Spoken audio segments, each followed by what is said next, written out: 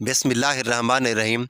रसूल अकरम सल्लल्लाहु अलैहि वसल्लम के मक्का में दो बड़े दुश्मन थे जिन्होंने आपको बेशुमार तकालीफ और अज़ीतें दी। एक अबू जाल और दूसरा अबू लहब।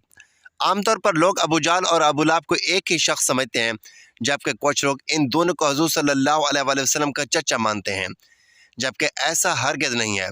अबू जाल, जिसका नाम उमर बिन हशाम था, कुरैश ख़ानदान से ताल्लुक़ था, लेकिन रसूल अकरम सल्लल्लाहु अलैहि वसल्लम से उसका कोई करीबी रिश्ता नहीं था।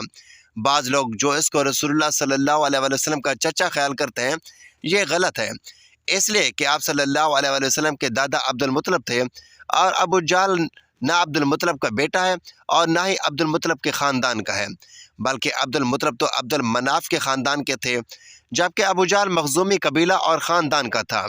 इन दोनों में कोई खूनी रिश्ता नहीं है। अबू जाल का शजरा नस्ब को यूँ है: अबू जाल बिन हशाम बिन अल-मुग़ीरा बिन अब्दुल्ला बिन उमर बिन मखज़ूम अल-कुरैशी अल-मखज़ूमी है। अबू जाल जंग बदर में अपने अंजाम को पहुँचा, जहाँ पर उसे दो बच्चों हज़रत मऊज़ और माज़ ने उसे ज़ख्मी किया और हज़रत अब्दुल्ला बिन मसूद ने उसकी गर्दन धड़ से अलग कर दी। तारीख़ में अक्सर अबू जाल को इस्लाम का सबसे बड़ा दुश्मन करार दिया जाता है, जबकि बारीक बीनी से देखा जाए तो अबू लहब इस्लाम और मोहम्मद सल्लल्लाहु अलैहि वसल्लम का सबसे बड़ा दुश्मन था। अबू लहब का असल नाम अब्दुल अज़ा बिन अब्दुल मुत्तलिब था। उसकी असल कुनियत अबू उतबा थी, लेकिन उसके वालिद हज़रत अब्दुल मुत्तलिब उसके चेहरे की सुर्खी की वजह से उसे अबू लहब पुकारते थे। अबू लहब हज़ूर अकरम सल्लल्लाहु अलैहि वसल्लम का हकीकी चचा था।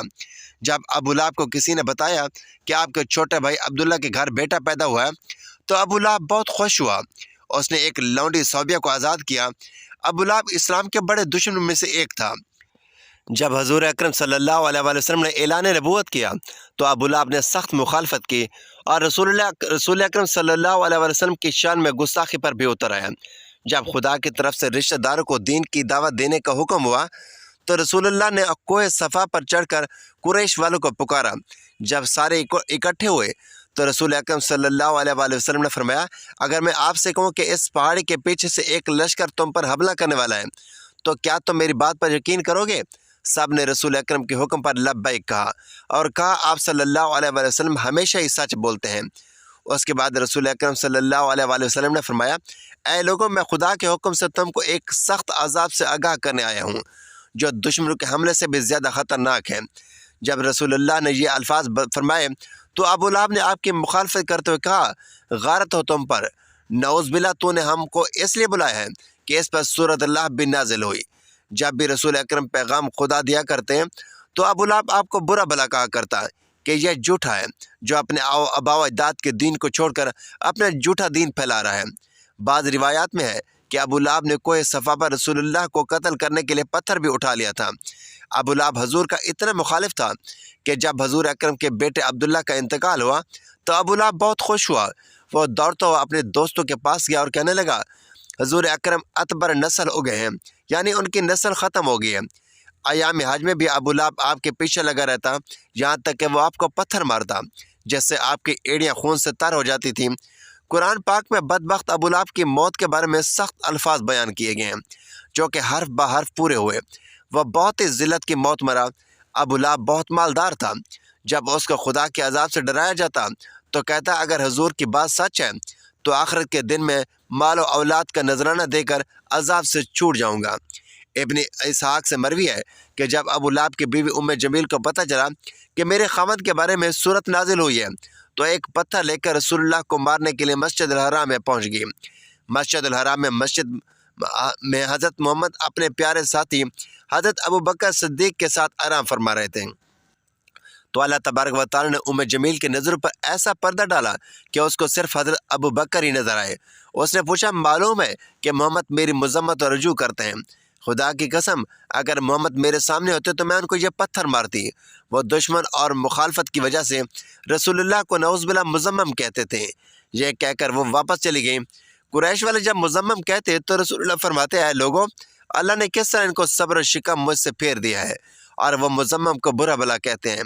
मैं तो मोहम्मद हूँ। अबू लहब कुरैश का मालदार आदमी था। उसका सूदखोरी का कारोबार बहुत वसी था। वो लोगों को सूद पर चीज़ें देकर खूब मुनाफा कमाया करता, यहाँ तक कि उसने खाना काबा से सोने का हिरन भी चोरी करके बेच डाला था। ابو لہب کی اولاد بھی رسول اللہ کی بہت زیادہ دشمن تھی۔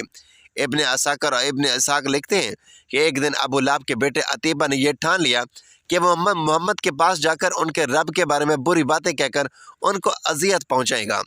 عتیبہ بدبخت نبی کریم صلی اللہ علیہ وآلہ وسلم کے پاس آیا اور بہت سخت کلامی کی، اور سب سے بڑا جرم یہ کیا کہ اس نے رسول اکرم کے چہرے انور کی طرف تھوکا، مگر وہ ناپاک تھوک چہرے عطر پر گرنے کی بجائے دور جا گرا۔ اس کے گساخی پر حضور اکرم نے دعا مانگی، اے اللہ اس پر اپنے کتوں میں سے کسی کتے کو مسلط کر دے۔ عتیبہ اپنے خیال میں بڑا کارنامہ سر انجام دے کر اپنے باپ کے پاس آ گیا۔ ابو لہب نے پوچھا، پیارے بیٹے تو نے اسے کیا کہا؟ اس نے بتایا کہ میں نے یہ کیا۔ اس نے پوچھا، اس پر محمد نے کیا کہا؟ عتیبہ نے بتایا، اس نے یہ بد دعا دی تھی کہ یہ سنتے ہی ابو لہب کا رنگ سرخ ہو گیا، کیونکہ وہ جانتا تھا کہ محمد صلی اللہ علیہ وآلہ وسلم کی کوئی بھی دعا ایسے نہیں جو قبول نہ ہو۔ اب حال یہ ہو گیا کہ وہ پل پل اپنے بیٹے کا خیال رکھتا۔ ایک دفعہ ابو لہب تجارت کی غرض سے قافلے کے ساتھ ملک شام روانہ ہوا، اور راستے میں رات ہو جانے کی غرض سے انہیں جنگل میں پڑاؤ کرنا پڑا۔ جنگل میں خوفناک جنگلی جانوروں کا خطرہ تھا، تو ابو لہب کو بار بار اپنے بھتیجے محمد کی بد دعا یاد آ رہی تھی۔ ابو لہب نے قافلے والوں سے کہا، کیونکہ تم لوگوں پر میرے بہت سے احسانات ہیں، تو میں تم سے ان کا بدلہ یہی چاہتا ہوں کہ آج رات میرے بیٹے عتیبہ اور اس کے سامان کی تم سب حفاظت کرو۔ میرے بیٹے کا بستر لگا دو، پھر سامان کے ارد گرد تم سب سو جاؤ۔ چنانچہ سب نے ایسا ہی کیا۔ رات کو جب سب سو گئے تو جنگل سے ایک شیر آیا، سب کے چہروں کو اس نے سونگھا مگر کسی کو کچھ نہ کہا۔ پھر سامان کے بلند ڈھیر پر چڑھ گیا جہاں عتیبہ سویا ہوا تھا، اس نے اس کے چہرے کو سونگھا اور اسے چیر پھاڑ کر رکھ دیا۔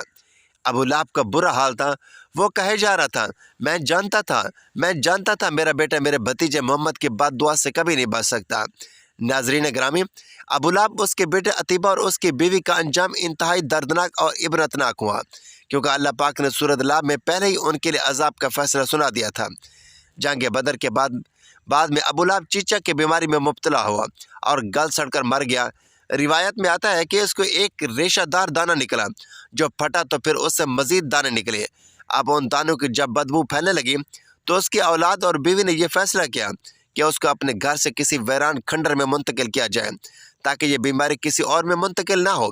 اسی بیماری، بدبو اور اذیت میں 7 دن رہنے کے بعد ابو لہب جہنم واصل ہوا، اور اس کی لاش 3 دن تک وہیں پڑی رہی کہ کوئی اس کے قریب تک نہ بھٹکتا تھا۔ لوگوں کو ڈر تھا کہ جو قریب جائے گا اسے بھی چھوت کی یہی بیماری لگ جائے گی جس سے وہ مرا ہے۔ پھر وہ بدبو پھیل گئی تو لوگوں نے اس کے اہل و عیال کو تانے دیے۔ اس پر انہوں نے ان تانوں سے تنگ آ کر کچھ حبشیوں کو اجرت دے کر لاش اٹھوائی، جنہوں نے اسے لمبی لکڑیوں پر رکھ کر ایک گڑھے میں پھینک دیا اور اوپر سے دور کھڑے ہو کر یوں پتھر پھینکے جیسے اسے رجم کیا جا رہا ہو۔ اس کی بیوی جو ام الجمیل کے نام سے معروف تھی، ابو سفیان کی بہن تھی، اس کا نام عروہ بنت حرب تھا، وہ بھی ایڑیاں رگڑ رگڑ کر مری، اور اللہ تعالیٰ نے ارشاد فرمایا، اس کی گردن میں مونج کی رسی ڈال کر اسے جہنم میں پھینکا گیا ہے۔ وہ اپنے قیمتی ہار پر فخر کیا کرتی تھی اور شوخیاں مارا کرتی تھی کہ میں یہ قیمتی ہار بیچ کر محمد صلی اللہ علیہ وآلہ وسلم کی مخالفت میں لگا دوں گی، لیکن اللہ پاک نے اسی گردن پر وہ توق ڈالا جس سے شیطان بھی پناہ مانگتا ہوگا۔ ناظرین، اللہ پاک سے دعا ہے کہ اللہ پاک ہمیں اسلام کی راہ پر چلنے کی توفیق عطا فرمائے، ہمیں برائیوں سے دور رہنا اور نیک عمل کرنے کی توفیق دے۔ میرا سنانا اور آپ کا سننا اپنی بارگاہ الہی میں قبول و منظور فرمائے، آمین یا رب العالمین۔ ناظرین، ویڈیو اچھی لگے تو ویڈیو کو لائک کریں، شیئر کریں، چینل کو سبسکرائب کریں، اور کمنٹ باکس میں اللہ تعالیٰ کے 99 ناموں میں سے ایک نام ضرور ٹائپ کریں۔